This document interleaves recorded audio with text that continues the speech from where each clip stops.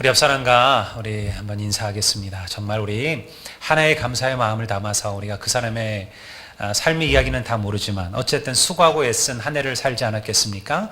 이렇게 인사하시죠. 우리 한 해 동안 수고하셨습니다. 애쓰셨습니다. 그리고 또 인사합시다. 우리 좋은 새해 되십시오. 우리 복된 새해 되십시오. 여러분, 오늘이 12월 31일 2017년의 우리 마지막 날입니다.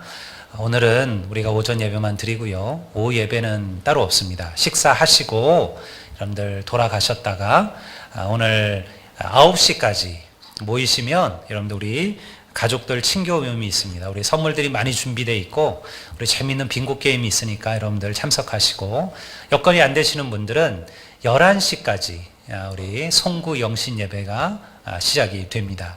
여러분들 모쪼록 여러분들 가능하시면 7시까지, 9시까지 다 오셔서 함께 교제하시고 또 간식을 나누시며 보내시고요. 여러분들 집에 계셔봤자 여러분들 그냥 그 시간에 텔레비 보고 멍하니 계실 시간밖에 없으셔요. 오셔서 여러분들 내년을 위해서 기도하시고 또 새로운 내년 말씀에 하나님의 말씀을 카드를 받으시고, 그리고 또 가족별로 제가 기도해 드립니다. 여러분들 가족들과 다 함께 오셔서 우리 축복 기도도 함께 받으시며 새로운 한 해를 맞으시기를 바랍니다. 오늘 우리가 마지막 한 해의 말씀을 준비하면서 무슨 말씀을 나눠야 될까 많은 생각들을 했습니다. 그리고 결코 제가 정한 말씀이 바로 상한 심령을 고치시는 주님, 우리가 한 해 동안 우리에게 있었던 여러 가지 또 개인적인, 가정적인 혹은 다른 이들은 모르지만 내 자신이 품고 있는 우리의 상한 마음과 또 우리의 상처들을 우리가 주님 앞에 고백하고 위로하는 은혜의 시간들이 되기를 바라면서 이 말씀을 준비를 했습니다. 제가 오래전 소망수양관에서 열렸던 치유 세미나에 참여한 적이 있었습니다. 그곳에는 많은 이들이 이미 들어와 있었습니다. 여러 가지 인생의 상처로 고통을 받다가 견디지 못하고 스스로 자원하여 그 집회에 온 이들도 있었고요. 그리고 주위의 사람들이 그의 상처를 알고 억지로 그 집회에 참여시킨 이들도 있었습니다. 공통점은 하나같이 다 깊은 마음의 상처와 아픔을 가지고 있는 이들이었다는 것입니다. 집회는 대단히 무거웠습니다. 사람들은 어두웠고요. 누군가의 눈을 맞추는 것도 부담스러워 했습니다. 제가 보니까 하나같이 빨리 집회가 끝나기를 기다리는 그런 마음들이었어요. 저는 제가 목회자이기 때문에 이런 집회를 한번 참여해 보는 것이 제게 또 성도들을 이해하는 마음이 될 걸 참여했는데요. 그런데 그곳에 온 이들의 그 무거움 속이 아주 불편했습니다. 그런데 여러분, 둘째 날 저녁부터 성령께서 사람들의 마음을 위로하시고 움직이기 시작했습니다. 선포되는 하나님의 말씀이요, 사람들의 상처받은 마음을 녹이기 시작했습니다. 곳곳에서 눈물과 애통하는 소리가 들리기 시작했어요. 어떤 사람들은 자신의 가슴을 부여잡고 그리고 가슴을 치면서 흐느껴 울기 시작했습니다. 그리고 조금씩 그들의 얼굴에 후련함과 그리고 또 편안함이 나타나기 시작했어요. 마지막 날 간증의 시간이 되었을 때 그들이 그곳에 모인 모두는 고치시고 치유하시는 하나님의 은혜를 경험했어요. 저는 지금도 그때를 기억합니다. 그리고 여러분들 가운데 혹시 그러한 상처가 있는 분들이 있다면 이런 세미나가 도움이 되겠다는 것을 제가 알게 되었습니다. 저는 목회를 하면서 많은 상처 입은 성도들을 만났습니다. 가정의 문제로 혹은 사업의 문제로, 인간관계로, 혹은 개인적인 죄악이나 또 문제로 인해서 자신에 대한 깊은 환멸과 그리고 좌절을 가진 그런 이들도 많았습니다. 안타깝게 또 목회자에게 혹은 성도들에게 서로 실망하여서 상처를 받고 교회를 떠난 이들도 보았습니다. 겉보기에는 아무런 문제가 없는 것처럼 보이지만 조금만 파고 들어가면 수많은 상처와 아픔으로 고통받는 성도들도 있었음을 알았습니다. 제가 군에 있을 때 처음 온 이등병들을 만나면 항상 물어보는 말들이 있어요. 군생활은 할 만들 하냐? 어려운 것은 없느냐? 주위에 있는 사람들은 잘 도와주느냐? 누구 힘들게 하는 사람들은 없느냐? 라고 물어보면 하나같이 그 이등병들은 뭐라고 답했을까요? 괜찮습니다. 이렇게 답해요. 하나같이요. 단 한 명도 저 힘듭니다. 저 어렵습니다. 못 살겠습니다. 이렇게 말한 병사들이 없었어요. 다 괜찮습니다. 라고 답해요. 근데 여러분들 그들 가운데 누군가 자살을 합니다. 그들 가운데 누군가 탈영을 합니다. 그들 가운데 누군가 여러분 견디지 못하여 자해를 하기도 합니다. 사실 그들은 괜찮은 게 아니죠. 그저 괜찮다라고 생각하며 사는 거예요. 많은 인생들은 상처를 고통스러워하면서 스스로 괜찮다라고 되새깁니다. 마음 깊은 속에 그 상처를 깊이 묻어두고 나는 문제없어라고 말하면서 살아가는 거예요. 하지만 상처는요, 반드시 문제를 일으킵니다. 저는 가끔 교회에서 아주 좀 강하고 또 소위 말하는 아주 예민한 분들을 만날 때가 있어요. 우리가 사회에서도 그런 분들 있잖아요. 우리가 소위 말하는 싸움닭이라고 부르는 분들. 그냥 사람만 만나면 싸우는 거예요. 뭐 조금만 무슨 얘기만 있으면 못 견뎌야 하는 거예요. 예민하게 반응하고 그리고 그것 때문에 자기도 상처받고 누군가를 상처 주기도 해요. 여러분, 근데 보면요, 상처가 있는 거예요. 나도 모르게 내 안에 받았던 상처들이요, 나를 그렇게 만들어 가는 겁니다. 여러분, 이 상처는요, 반드시 치유와 회복이 돼야 돼요. 치유되지 않고 회복되지 않은 상처는 나를 망가뜨리고 또 다른 사람들을 고통스럽게 하는 거예요. 사실 우리 모두는 상처를 가지고 살아가요. 우리 가운데 완전한 이는 없습니다. 여러분들 크든 작든 인생을 살아가면서 상처받지 않는 사람은 없어요. 누군가 그냥 우습게 웃으며 던진 말 한마디가 때로 우리에게 깊은 상처가 되기도 합니다. 내가 잘못해서 생긴 상처도 있고 혹은 내 의지와 상관없이 입은 상처도 있어요. 근데 여러분, 이걸 아셔야 됩니다. 세상에 수많은 치유의 프로그램이 있지만 여러분, 우리의 영혼의 상처, 우리의 마음의 상처를 치유하시고 회복하시는 분은 오직 하나님 한 분이신 줄로 믿습니다.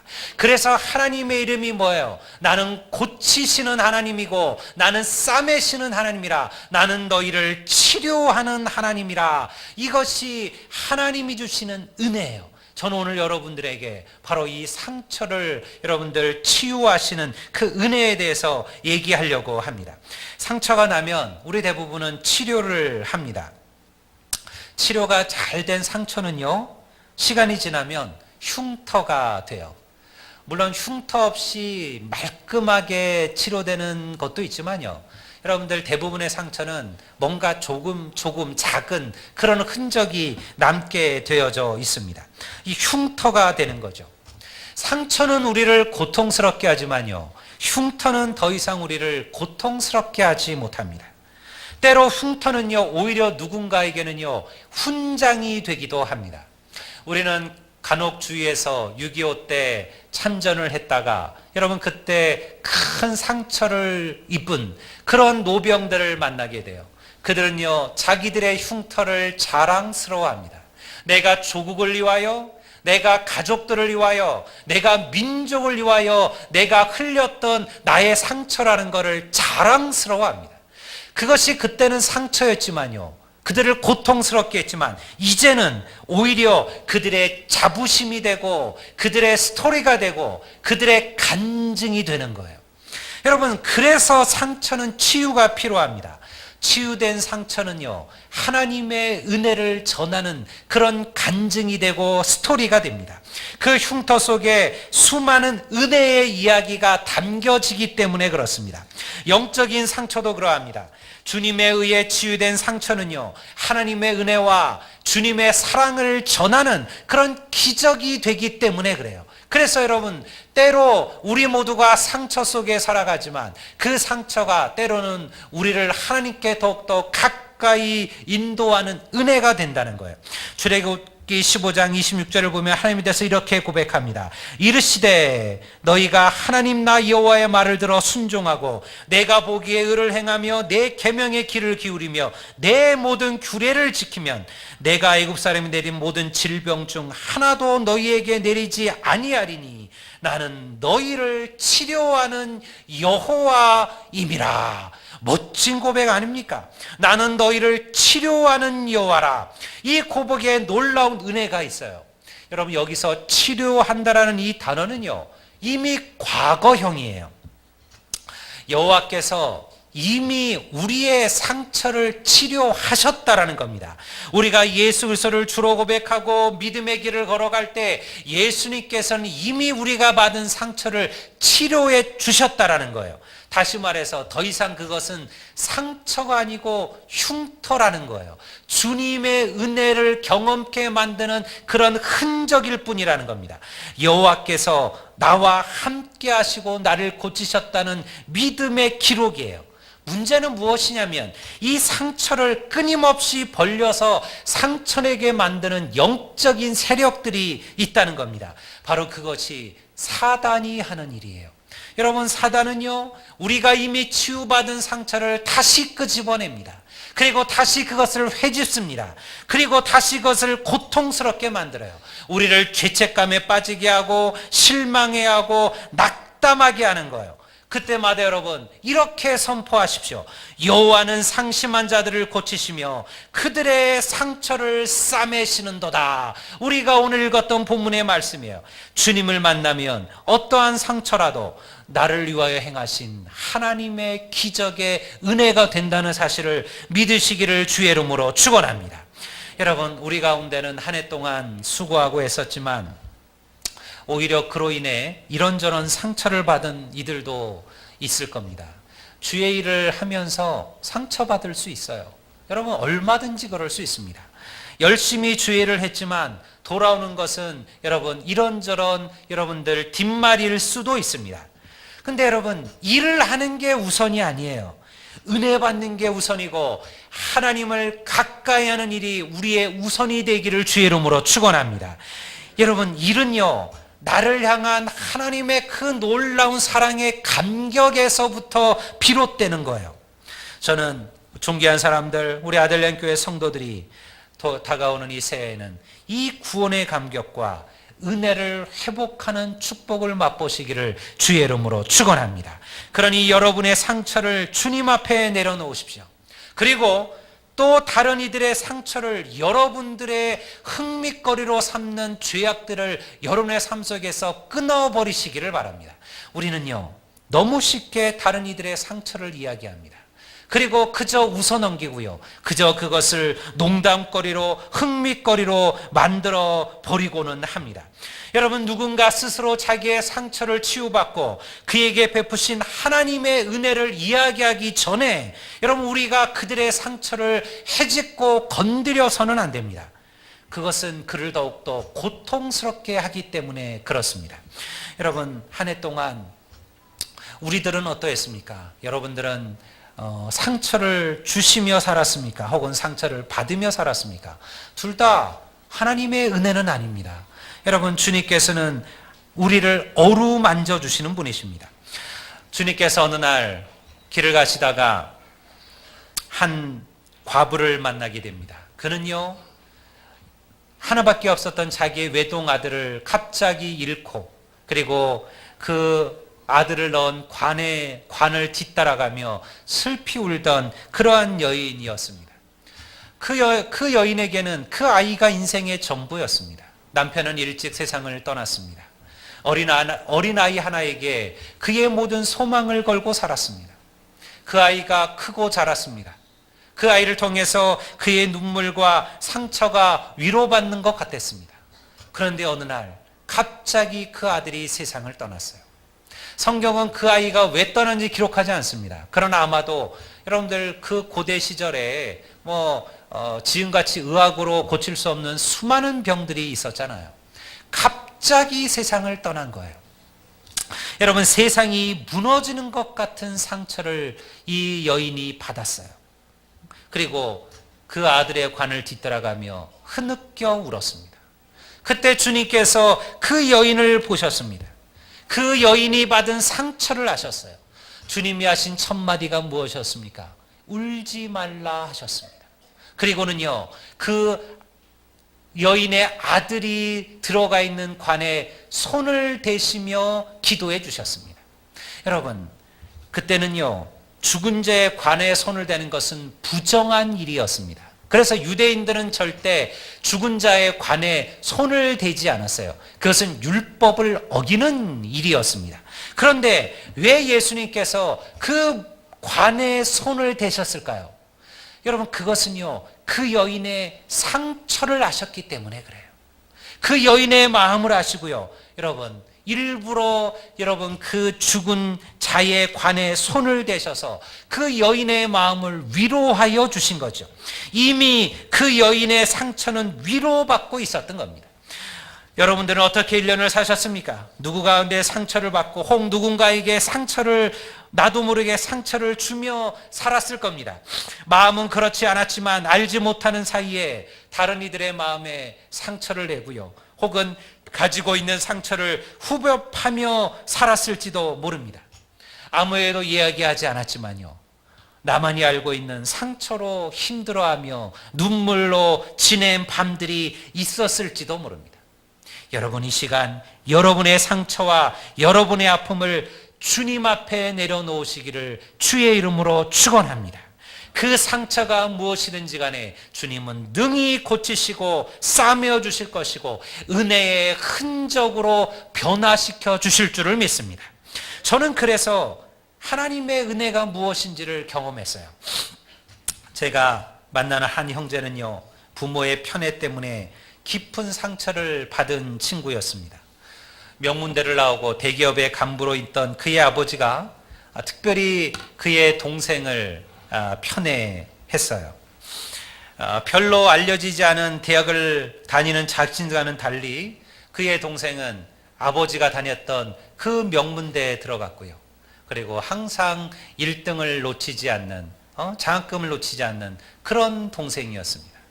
그럴수록 그의 아버지는요, 더욱더 강하게 그 형제를 질책하고 책망했어요.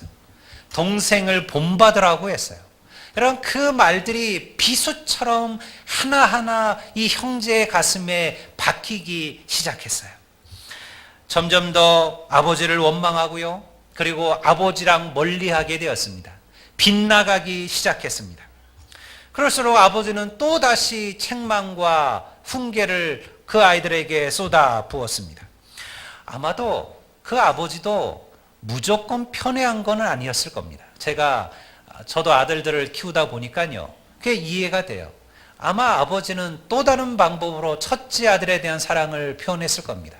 그가 더 잘 되기를, 더 나아지기를, 더 훌륭하기를, 더 멋진 삶을 살기를 모든 아버지는 기대하지 않겠습니까?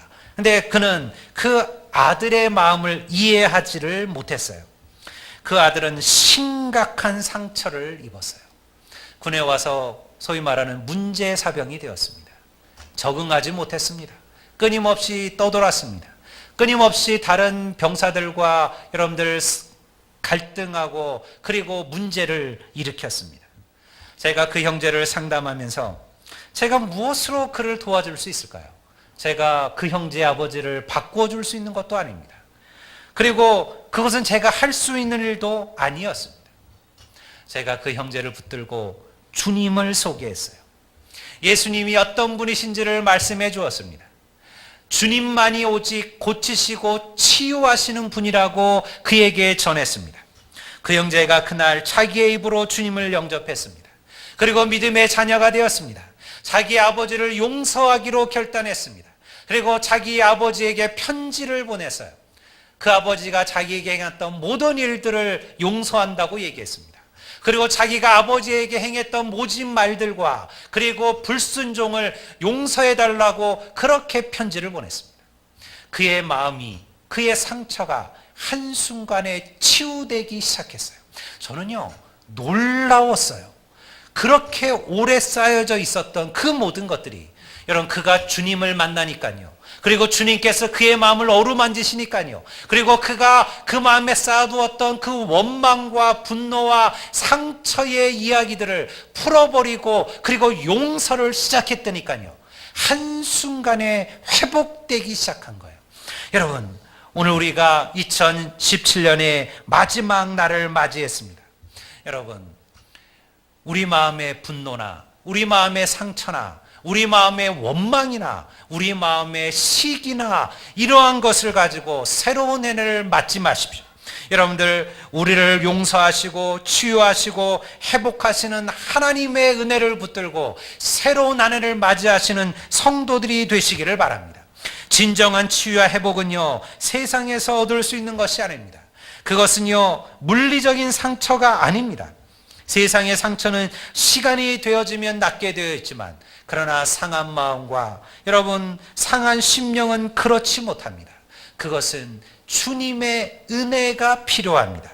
주님은 우리의 상한 마음을 고치시는 분이십니다. 이사야 53장 5절은 이렇게 기록합니다. 그가 찔림은 우리의 허물이요 그가 상함은 우리의 죄악 때문이라. 그가 징계를 받음으로 우리가 평화를 누리고 그가 채찍에 맞음으로 우리가 나음을 입었도다. 이것이 하나님의 은혜입니다. 그러니 여러분, 주님의 은혜와 사랑에 집중하십시오. 주님이 주시는 진정한 위로와 평화를 구하십시오. 누군가에게 상처 준 일이 있다면 용서를 구하십시오. 여러분, 그것을 자존심 상해하지 마시고 그것을 진다고 여기지 마십시오. 혹은 누군가에게 상처받은 일로 분노하고 있으시다면 여러분, 주님 앞에 나아가십시오. 여러분의 상처를 주님 앞에 고백하십시오. 주님께서 우리의 상처를 변화시켜 하나님의 은혜와 믿음을 전하는 그러한 은혜의 흔적으로 변화시켜 주실 겁니다. 새로운 한 해가 시작됩니다. 우리가 내년 한 해에도 수많은 일들이 있을 겁니다.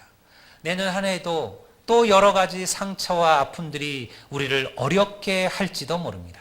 그러나 우리가 붙들어야 될 것은 여호와 하나님은 고치시는 하나님이시고 싸매어 주시는 하나님이고 상한 심령을 치료하시는 하나님이시다.